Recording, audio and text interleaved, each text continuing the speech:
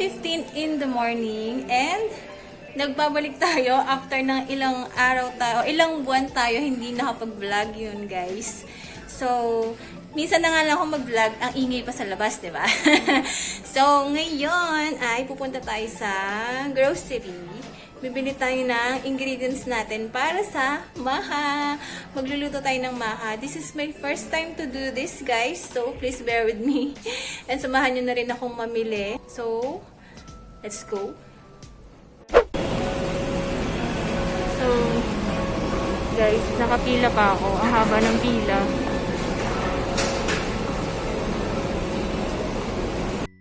Ayan guys, finally nandito na tayo sa loob after 30 minutes. Hanap muna tayo ng ramen, tapos tingin tayo ng pang MAJA. Kuha tayo ng nori. Ayan na nga guys. Gaya ng sinabi ko kanina, gagawa tayo ng MAJA. Ito nga yung isa sa favorite ko na dessert. So, gagawin natin siya ngayon. And, kanina, bumili tayo ng ingredients. Ito na sila. Yan. We have 2 cups of coconut milk, 1 can of evaporated milk, 370 ml, 1 cup of sugar, and then 1 cup of cornstarch, corn kernel. It's up to you kung gaano kadami. And then, last is cheese. So, first thing to do is, combine muna natin lahat ng dry ingredients. We have sugar, 1 cup of sugar. Dapat white to, pero since wala akong white, so brown na lang gagamitin natin. Pero, okay lang yan. Mag-iiba lang yung kulay niya. Okay, so, cornstarch, 1 cup. Wala akong yung panghalo, guys, ah. Okay na to. Ito na lang muna gagamitin natin. Basta mahalo lang siya. Okay na yan. So, next is, okay, coconut milk tayo.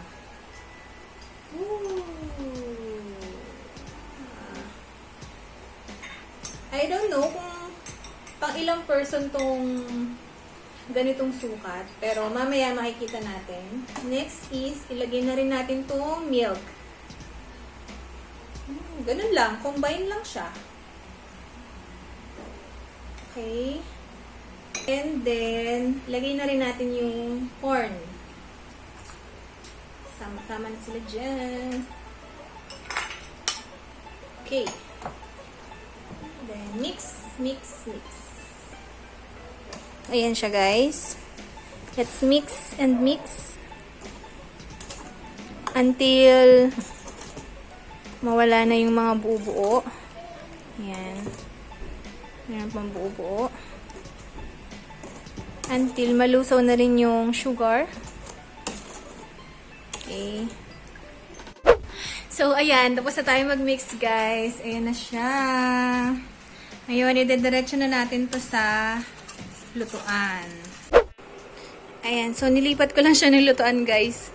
Medyo manipis pala yung kanina. Madaling masusunog. We're gonna cook this for 3 to 5 minutes, guys. Or until mag-thicken na yung mixture. Ayan, guys. Medyo nagtitikan na siya.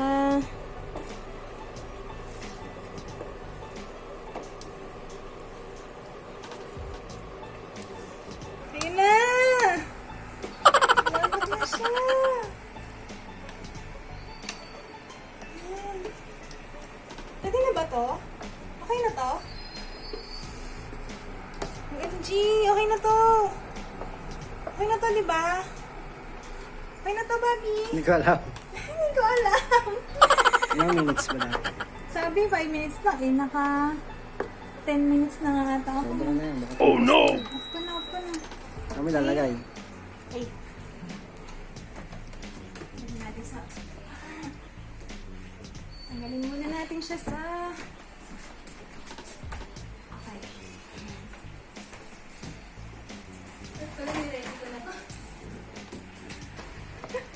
Struggles real. Ang bigat, di ba?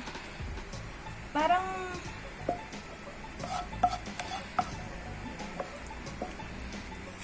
Akala mo naman, ang dami yung niluto. Ang laki ng lalagyan, di ba? Ang laki ng lalagyan ko. Tat pa na maliit lang. Ang unti lang pala nito. Ayan, i-spread na lang natin siya. Okay. Sayang ito, meron pa.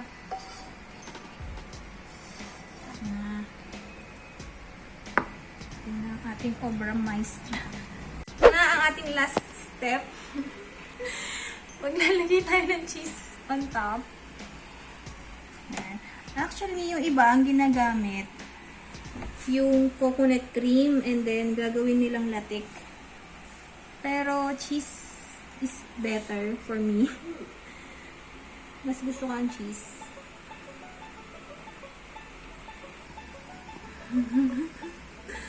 I'm excited.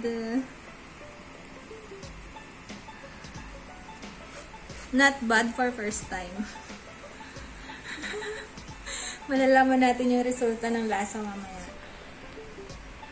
So, I'll be back later. And guys, may dumating tayo na package. Wow, package. From Big Fat Crab. Actually, in-order to ni Kuya. Nakita ko inaano to ni Klutz eh. Pinopromote. So, ngayon matitikman na natin siya. Ano tawag dito? Alige. Alige.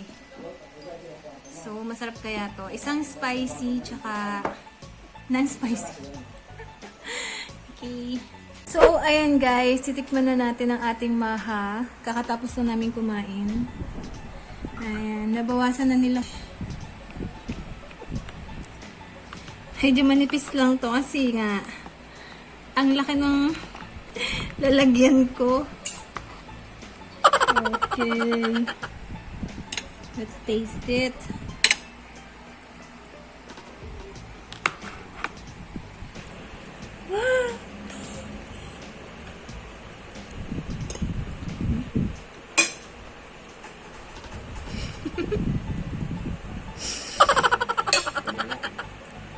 Wala.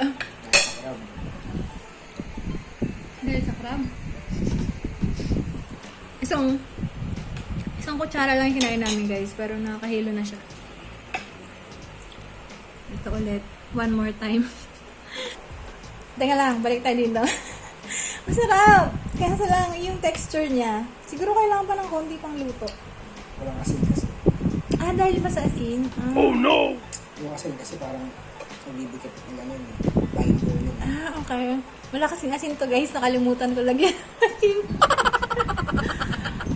Pero maharap naman siya. Yung texture niya. Malambot masyado. Asin mo na. Yung tinapay ito nila, pag nagmasa ng tinapay, sabi mo dyan sa tinapay. Nakalimutan ko lagi ng asin eh. Nalagyan ng asin kahit konti-konti lang.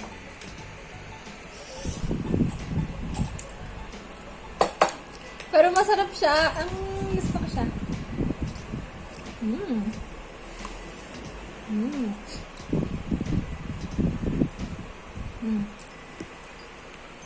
Medyo maitim yung texture niya dahil nga doon sa sugar. Kasi brown sugar ginamit ko, dapat white. Pero yung tamis niya, sakto lang.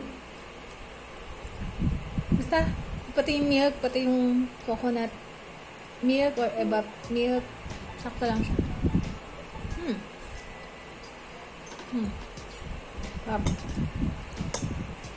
Yung texture lang talaga. Kasi nga wala siyang asin daw. Sabi ni Nomar.